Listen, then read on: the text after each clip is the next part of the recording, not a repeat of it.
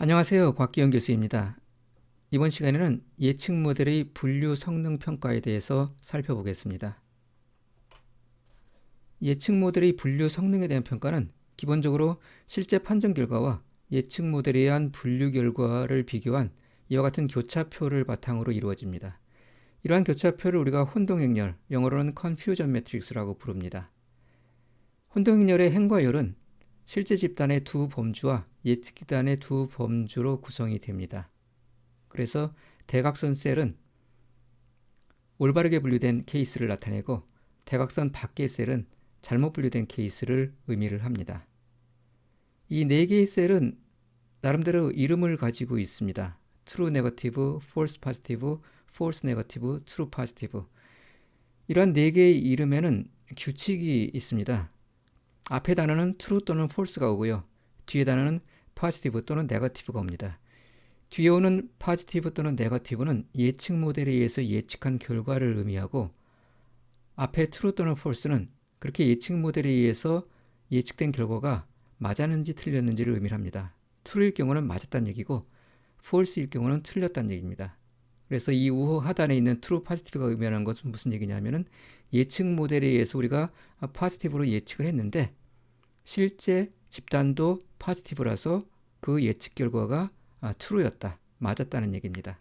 그래서 예측 모델에 의해서 positive로 예측을 했는데 실제도 positive인 그러한 그 케이스가 이 셀에 위치를 하게 됩니다.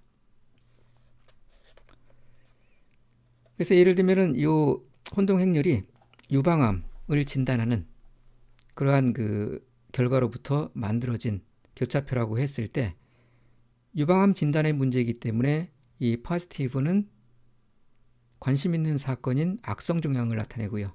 이 네거티브는 양성 종양을 나타냅니다. 그래서 그러한 이유에서 true positive라는 것은 우리가 유방암 의심 환자를 예측 모델에 의해서 positive, 즉 악성으로 분류를 했고 실제로 해당 환자가 악성이라서 그 예측이 true인 경우를 의미를 하게 됩니다. true negative 같은 경우는 우리가 negative로 분류했고 다시 말해서 양성으로 분류했고 실제로 해당 환자가 양성이어서 그 예측이 true인 경우를 나타냅니다.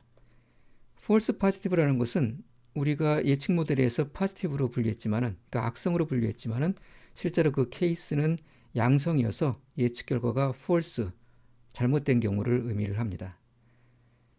이 false negative 같은 경우는 예측 모델에 의해서 negative로, 즉 양성으로 분류를 했지만은 실제로는 악성이어서 그 예측이 잘못된 false인 케이스를 뜻하게 됩니다.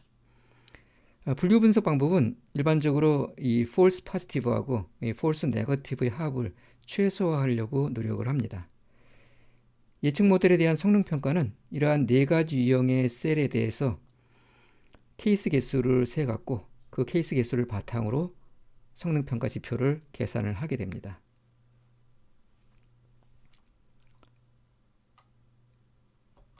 실제 한번 데이터셋을 이용을 해서 저 혼동행렬을 한번 만들어 보겠습니다. 우리 ML벤치 패키지에 포함되어 있는 유방암 진료 데이터, 브레스트 캔서 데이터를 이용을 해보겠습니다. 먼저 ML벤치 패키지를 메모리에 적재를 하고 데이터를 불러오겠습니다. 구조를 보시면은 699명의 환자에 대한 데이터가 포함되어 있고 모두 11개의 변수가 포함되어 있습니다.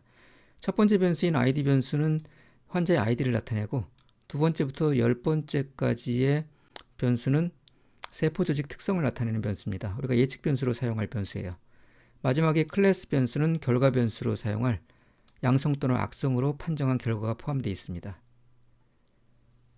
이 데이터셋을 이용해서 예측 모델을 한번 만들어 보겠습니다. 일단 불필요한 첫 번째 ID 열을 제거를 하고요. 그 다음에 9개의 예측 변수가 팩터로 되어 있기 때문에 그걸 숫자로 바꿔보겠습니다.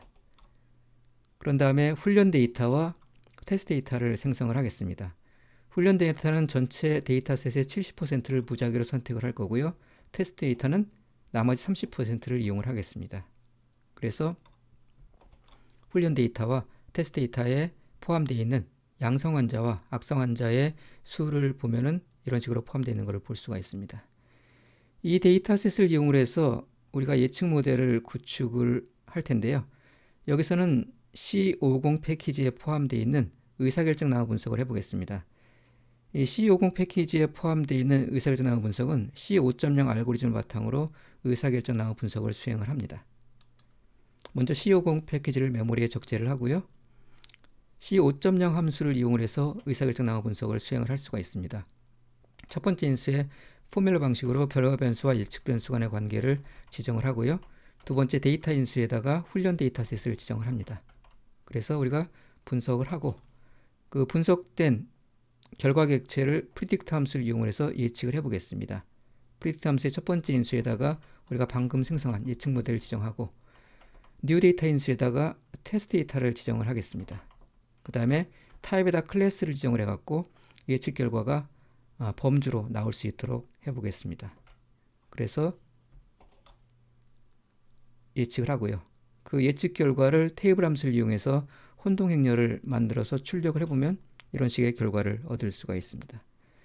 그래서 아까 슬라이드 보신 것처럼 행과 열에 실제 집단과 예측 집단이 배열이 되어 있고요. 그 셀 값들에 의해서 예측 결과가 얼마나 정확하게 이루어졌는지를 볼 수가 있습니다. 여기에는 양성 환자 138명을 양성으로 정확히 분류를 했고 악성 환자 59명을 악성으로 정확히 분류를 했습니다. 모두 오분류된 케이스는 13개가 있는 것으로 파악이 됐습니다.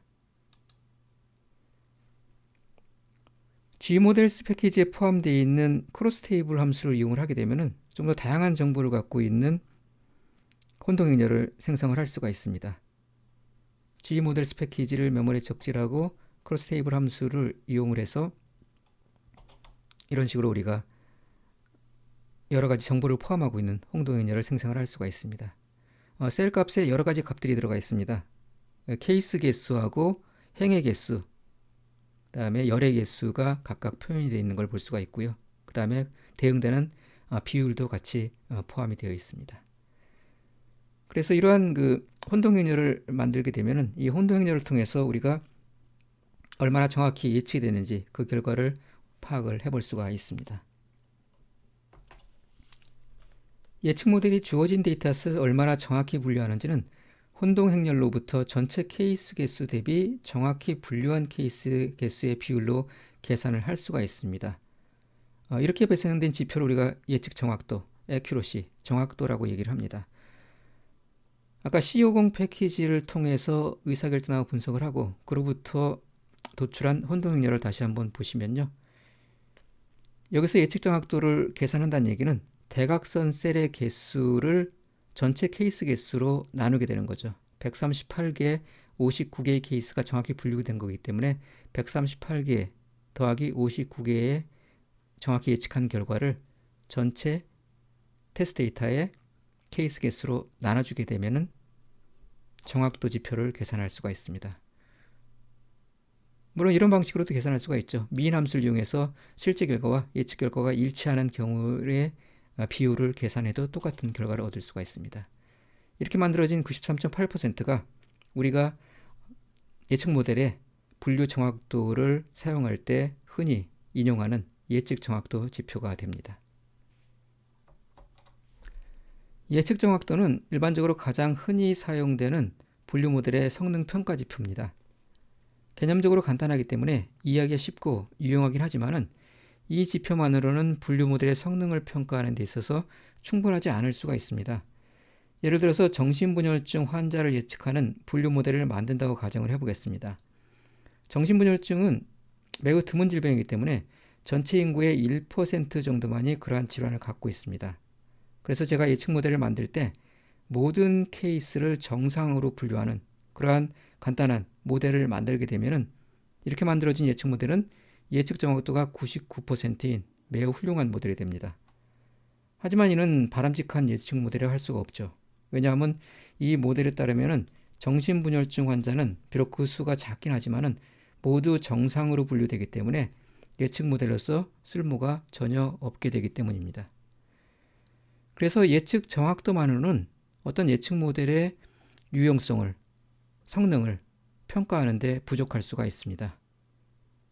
분류 모델의 성능을 평가하는 데 있어서 이러한 예측 정확도의 단점을 보완하기 위한 몇 가지 질문이 필요할 수가 있습니다. 우선 정신분열증 환자 가운데 정신분열증 환자로 올바로 예측한 비율은 얼마인가? 이런 질문을 던져볼 수가 있습니다. 이 질문은 어떤 사람이 정신분열증 환자일 때 이 사람을 정신분열증 환자로 올바르게 예측할 확률을 의미를 합니다. 우리 예측 모델은 정신분열증 환자를 올바르게 예측하는 데 목적이 있기 때문에 이 비율이 크면은 그 예측 모델은 성능이 우수하다고 볼 수가 있죠. 하지만 이 비율을 증가시키기 위해서 가능한 많은 사람들을 정신분열증 환자로 분류를 하게 되면은 정신분열증 환자 가운데서 정신분열증 환자로 올바르게 예측할 비율은 당연히 증가를 하겠지만은 정상인을 정신분열증 환자로 오분류할 가능성도 커지겠죠. 그래서 그러한 이유 때문에 두 번째 질문이 등장을 합니다. 정상인 가운데서 정상인으로 올바로 예측한 비율은 얼마인가?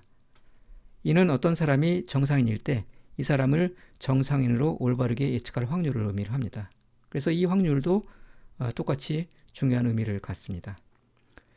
세 번째 질문은 정신분열증으로 예측된 사람 가운데 실제로 정신분열증 환자의 비율은 얼마인가입니다. 이는 다시 말해서 어떤 사람이 정신분열증 환자로 예측되었을 때 이 사람이 실제 정신분열증 환자일 확률을 의미를 합니다. 이와 비슷하게 정상인으로 예측된 사람 가운데 실제 정상인의 비율은 얼마인가? 이런 질문도 해볼 수가 있습니다. 이는 어떤 사람이 정상인으로 예측되었을 때 이 사람이 실제 정상인인 확률을 의미를 합니다. 앞에 두 개의 질문은 실제 집단에 포함된 케이스 가운데서 예측 모델의 분류 정확도를 의미를 하고요. 뒤에 두 개는 예측 모델에 의해서 예측된 케이스 가운데서 예측 모델에 의해서 성공적으로 분류된 비율을 의미를 합니다. 이 네 개의 질문에 대해서 우리가 계산한 비율을 각각 민감도, 특이도, PPV, NPV 이런 식으로 우리가 지표화해서 예측 정확도를 보완하기 위한 지표로서 많이들 사용을 합니다. 앞서 살펴본 정확도 지표와 함께 민감도, 특이도, PPV, NPV의 정의와 계산 방법을 표로 정리를 해봤습니다. 먼저 정확도 지표를 보시면 혼동행렬상에서 전체 케이스의 개수는 4개의 셀의 개수의 합이기 때문에 TP 더하기 FN 더하기 TN 더하기 FP로 계산할 수가 있습니다. 이 가운데 실제로 올바르게 분류된 케이스의 비율은 대각선에 있는 TP와 TN이기 때문에 이 두 개의 셀의 개수의 합을 전체 케이스 개수로 나누게 되면 정확도를 산출을 할 수가 있습니다. 민감도는 실제 포지티브인 케이스 가운데서 예측 모델에 의해서 올바르게 포지티브로 예측된 케이스의 비율로 정의할 수가 있습니다. 그래서 실제 포지티브인 케이스의 개수는 TP 더하기 FN으로 구할 수가 있고 그 가운데 올바르게 포지티브로 예측된 케이스는 TP이기 때문에 그 두 개의 비율로 산정을 할 수가 있습니다. 민감도는 True Positive Rate라고 부르기도 하고 재현도, 리콜이라고 부르기도 합니다. 특이도는 실제 네거티브인 케이스 가운데서 예측 모델에 의해서도 네거티브로 정확히 분류된 케이스의 개수로 계산할 수가 있습니다. 그래서 전체 네거티브의 케이스 개수가 TN 더하기 FP로 계산이 되고 그 가운데 예측 모델에 의해서 TN으로 올바르게 분류된 케이스의 개수를 산정을 하게 되면 그 비율로 우리가 특이도를 계산할 수가 있습니다. 특이도는 True Negative Rate이라고도 합니다. 그리고 이는 1에서 False Positive Rate를 뺀 값으로도 계산을 할 수가 있습니다. PPV는 Positive Predictive Value로서 예측 모델에 의해서 포지티브로 예측된 케이스 가운데서 실제 포지티브인 케이스의 비율로 계산할 수가 있습니다. 그래서 포지티브로 예측된 케이스의 개수가 TP 더하기 FP이고 그 다음에 그 가운데서 포지티브로 실제로 판명된 케이스의 개수가 TP이기 때문에 그 두 비율로 계산하면 PPV를 산정을 할 수가 있습니다. PPV는 정밀도, 프리시즌이라고도 얘기를 합니다. NPV, 네거티브 프리디ክ티브 밸류는 네거티브로 예측된 케이스 가운데서 실제 네거티브로 판명된 그러한 케이스의 비율로 계산할 수가 있습니다. 그래서 실제로 네거티브로 판명된 개수가 TN이고 예측 모델에 의해서 네거티브로 예측된 케이스의 개수가 tn 더하기 fn이기 때문에 그 두 개의 비율로 NPV를 산정을 할 수가 있습니다. 앞서 유방암을 예측한 모델의 데이터를 가지고 정확도부터 NPV까지 5개의 지표를 계산을 하게 되면 오른쪽과 같습니다. TN이 138이고 TP가 59고 FN이 1이고 FP가 12 값이 주어졌을 때 정확도와 민감도와 특이도와 PPV와 NPV는 앞에서 소개한 산식에 의해서 이러한 방식으로 계산을 할 수가 있습니다. 캐러 패키지에 포함된 컴퓨전 매트릭스 함수를 이용하면 혼동행렬과 함께 앞서 살펴본 성능평가 지표를 비롯해서 여러 다양한 성능평가 지표를 구할 수가 있습니다. 캐러 패키지를 먼저 메모리에 적재하고요. 컴퓨전 매트릭스 함수에는 3개의 인수를 기본적으로 지정을 합니다. 첫 번째 인수에는 예측 결과를 지정을 하고요. 두 번째 인수에는 실제 판정 결과를 지정을 합니다. 그리고 세 번째 인수에는 어떤 범주가 파지티브에 해당되는지 범주를 지정을 합니다. 여기서는 악성 종양을 예측하는 문제이기 때문에 악성 종양을 나타내는 멀리그넌트를 파지티브 인수에 지정을 했습니다. 컴퓨전 매트릭스 함수를 실행을 하면은 오른쪽과 같은 출력 결과를 볼 수가 있습니다. 가장 먼저 앞에 혼동행렬이 출력이 되고요. 그 이후에 다양한 성과지표들이 출력이 됩니다. 애큐러시가 여기 출력된 걸 볼 수가 있고요. 그 다음에 민감도, 특이도, PPV, NPV. 그래서 우리가 앞서 살펴본 5개의 성능지표가 차례대로 나오는 것을 볼 수가 있습니다. 그리고 이 밖에도 다양한 성능평가 지표가 이 컴퓨전 매트릭스 함수로부터 출력이 되는 것을 확인을 할 수가 있습니다.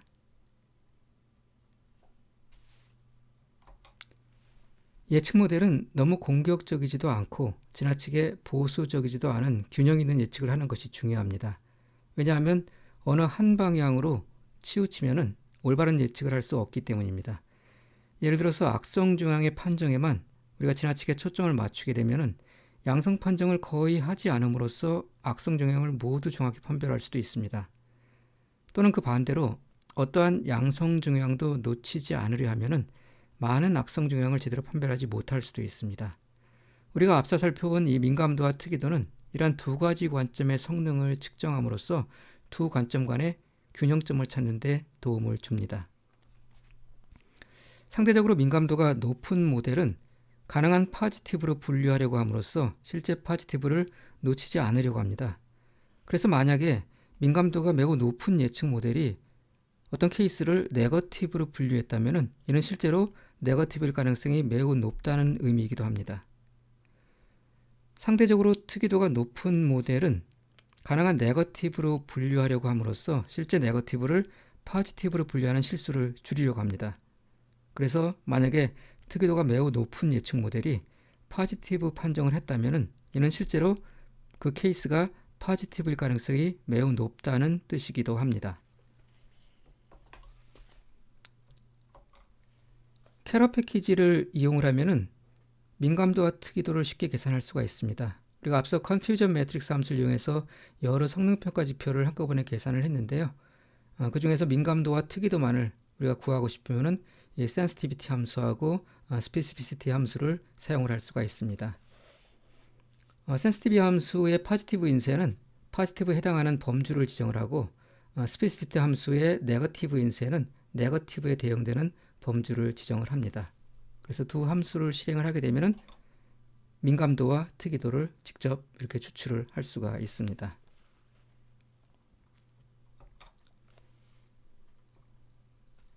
민감도와 특이도는 0에서 1 사이의 값을 갖습니다. 1에 가까울수록 바람직하다는 것을 의미를 하고 각각 파지티브 케이스와 네거티브 케이스를 잘 분류한다는 것을 나타냅니다.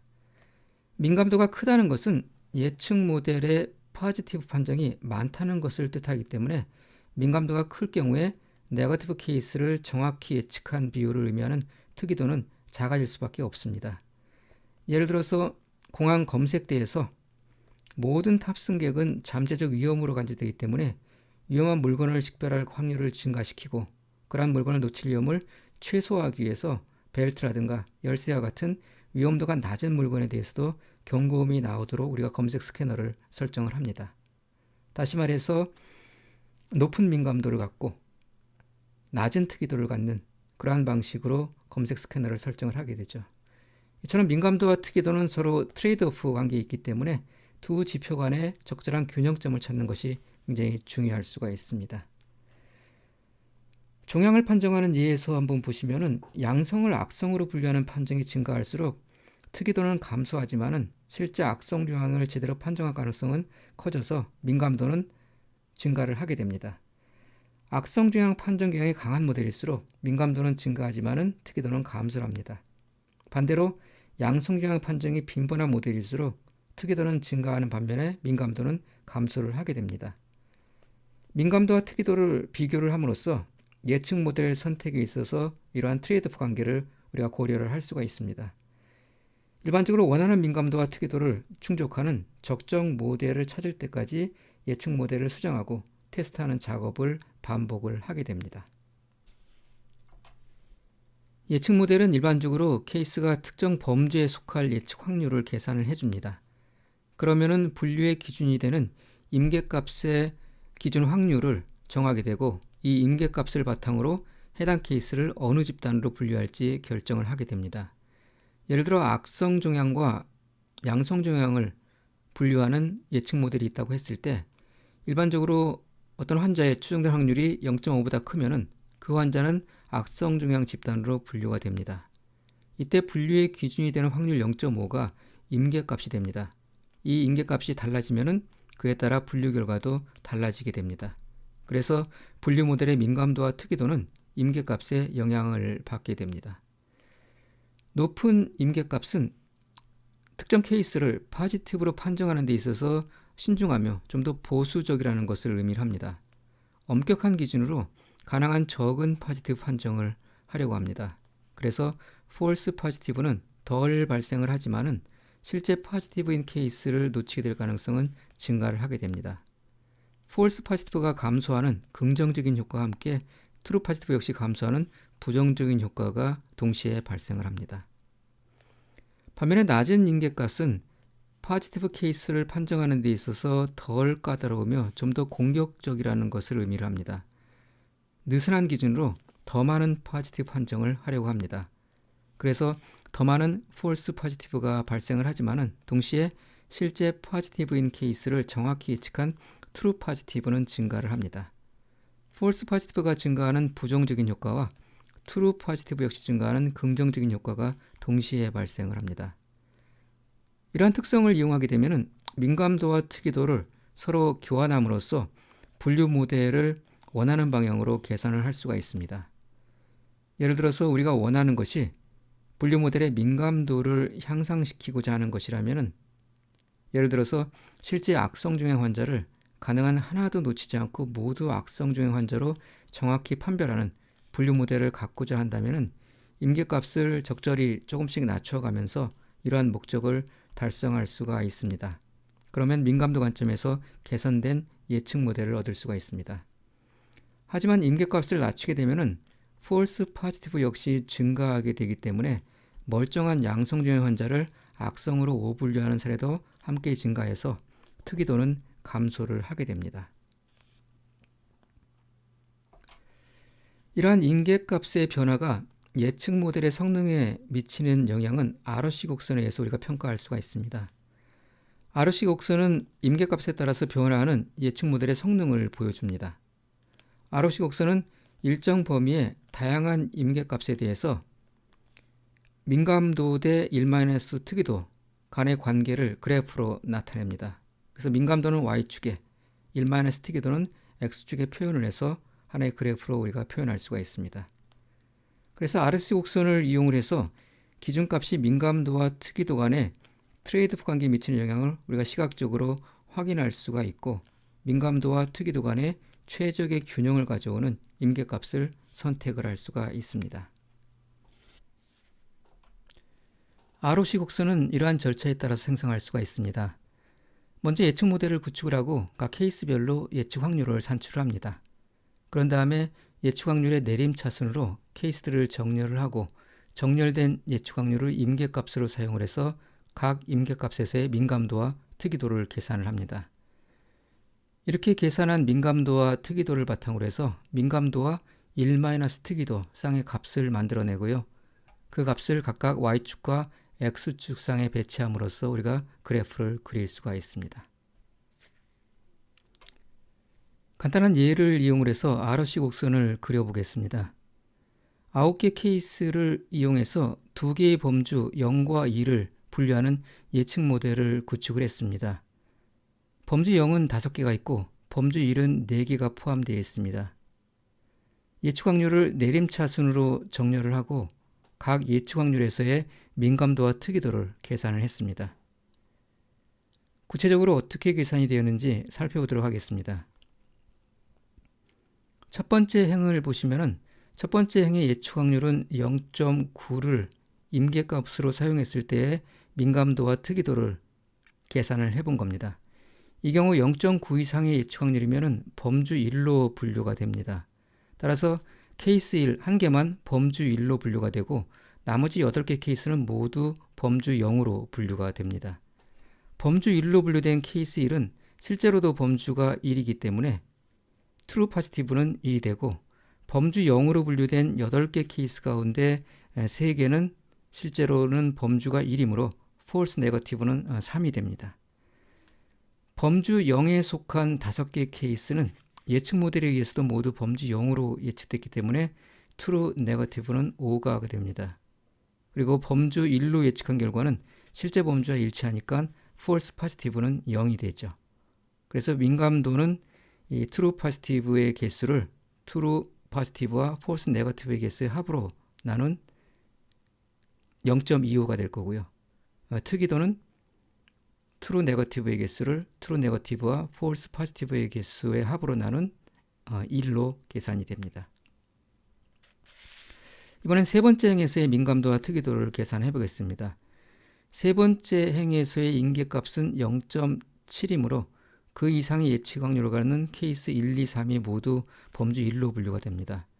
그 가운데 2개의 케이스는 실제로도 범주 1이기 때문에 true positive는 2가 되죠. 나머지 6개 케이스는 모두 범주 0으로 분류되고 그 가운데 2개는 실제로 범주가 1이므로 false negative는 2가 됩니다. 예측 모델에 의해서 범주 0으로 분류된 6개 케이스 가운데서 실제 범주와 일치하는 케이스가 4개가 되니까 우리 true negative는 4가 되죠. 또한 범주 1로 예측한 케이스 가운데 실제 범주와 일치하지 않는 케이스는 요 1개가 있으므로 false positive는 1이 됩니다.